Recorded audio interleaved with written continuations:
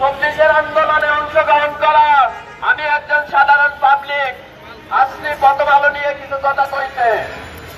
এই প্রথম আলো ইন্ডিয়া দালালি করতেছিল গত 15 বছর। আজকে স্বাধীন দেশের ন্যায়সঙ্গত কথা বলতে গিয়ে আমাদেরকে পিটানো খাইতে হইতেছে ভাই, কুকুরের মতো পিটাচ্ছে আমাদেরকে। আয়নাগর যে শুনতে শুনতে আসতেছিলাম, আমার কাছে এটাই মনে হচ্ছিল যে এটাই আয়নাগর। অনৈতিক কাজ করা হয় বা মানুষকে নিয়ে আসা হয়, নির্যাতন করা হয়, ইটস লুক লাইক আয়নাগর। আসলে ওখানে যখন আমাদের একটা ঘেরাও কর্মসূচি ছিল, ঘেরাও বলতে ওইটা আপনি বলতে পারেন যে বিক্ষোভ কর্মসূচিও বলতে পারেন।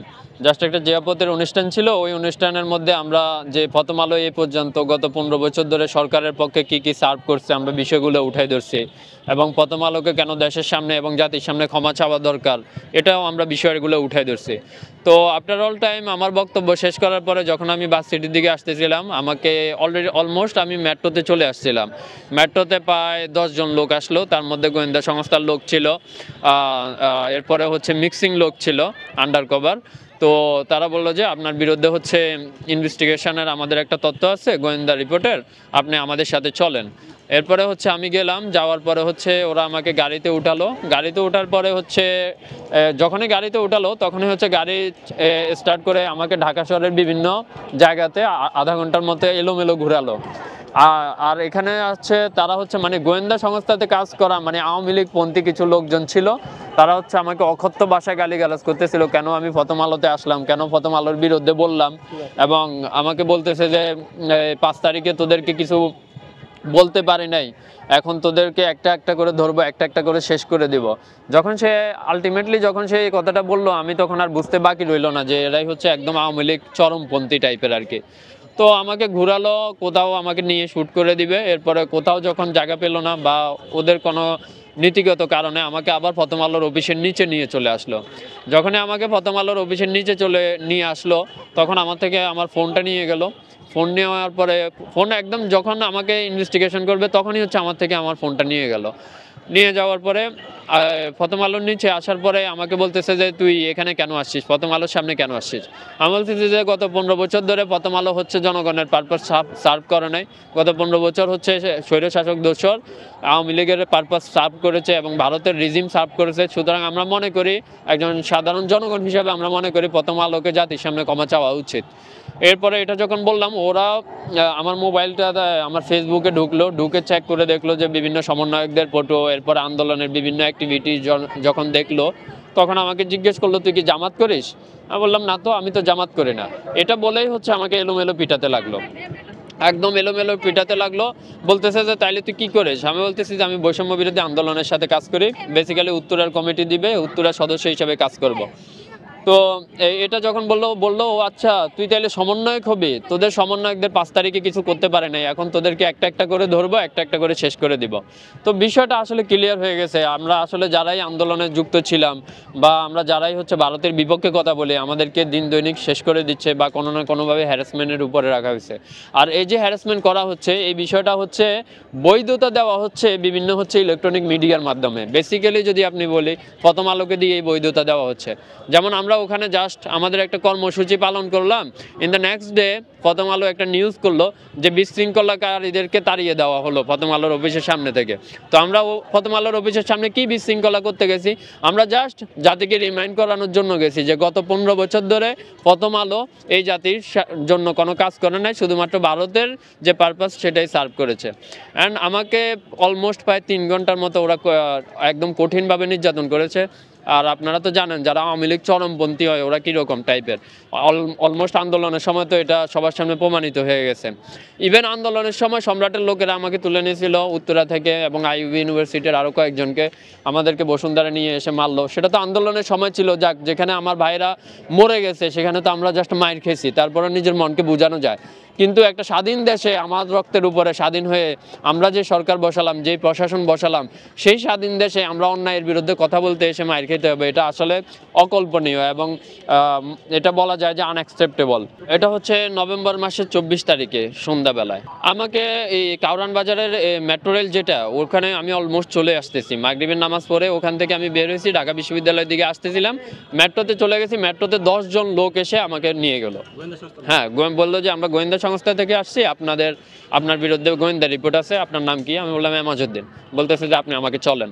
তো এইটা বলে নিয়ে গেল। যখন আমাকে প্রথম আলোর নিচে নিয়ে গেল, ওখানে আসলে ভাই হয় না, প্রথম আলোর নিচে যাওয়ার পরে মানে আমার যে মোড়টা প্রথম হয়েছে সেটা হচ্ছে ভাই আয়নাগর যে শুনতে আসতেছিলাম, আমার কাছে এটাই মনে হচ্ছিল যে এটাই আয়নাগর।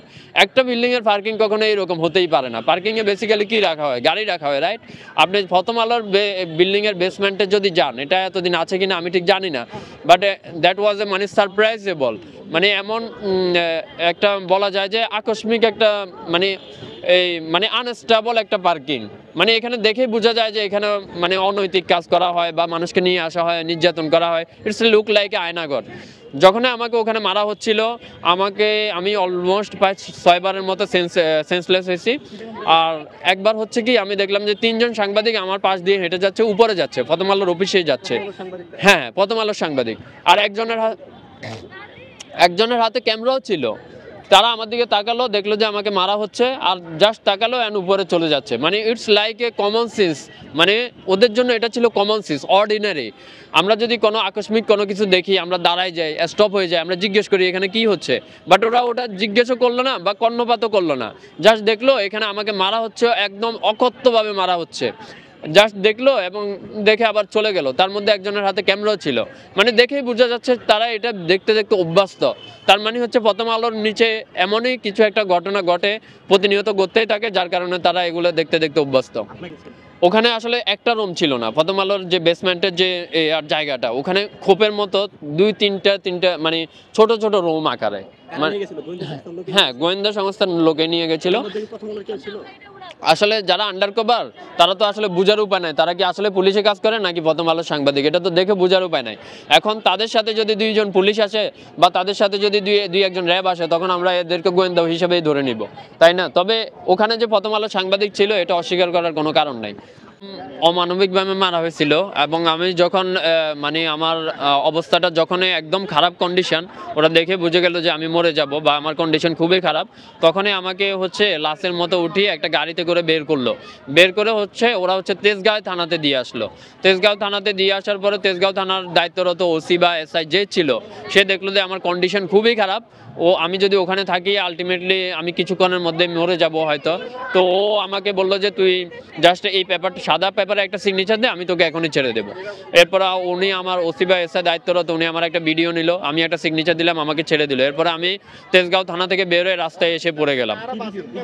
উনি ভিডিওতে জাস্ট নিল যে তোমাকে গোয়েন্দা সংস্থার লোকেরা এখানে নিয়ে আসছে, তোমাকে কোথা থেকে আনছে, কিভাবে আনছে, আমি কিচ্ছু জানি না। উনি ওইটা নেওয়ার কারণ ছিল, উনি আমার কন্ডিশনটা খুবই খারাপ দেখছিল, আর আমাকে ওখানে ছেড়ে দেওয়ার কারণ ছিল যে যদি আমি মরেও যাই আনএক্সপেক্টেডলি, যাতে দোষটা যাতে পুলিশের উপরে আসে, এটা তাদের ছিল আর কি। আসলে হয় কি, ধরুন একজন র্যাবের সাথে বা একজন সেনাবাহিনীর সাথে যদি সিভিল ড্রেসে যদি 4 জন লোক আসে আর বলে যে আমরা গোয়েন্দা সংস্থা থেকে আসছি, তখন আপনার বিশ্বাস করা ছাড়া আর কোনো অপশন বাকি থাকবে না। কেননা ওর সাথে অলরেডি সিভিল ড্রেসে দেখা গেছে, ভিজিবল ড্রেসে দেখা গেছে র্যাবের লোক ছিল, ভিজিবল ড্রেসে দেখা গেছে একজন সেনাবাহিনীর কর্মকর্তাও ছিল, সেনাবাহিনীর পোশাক পরে দিত। এখন এটার সাথে যদি মনে করেন বাকি 8 জন যদি থাকে সিভিল ড্রেসে, তাহলে তো আপনাকে বুঝেই নিতে হবে যে গোয়েন্দা থেকে আসছে।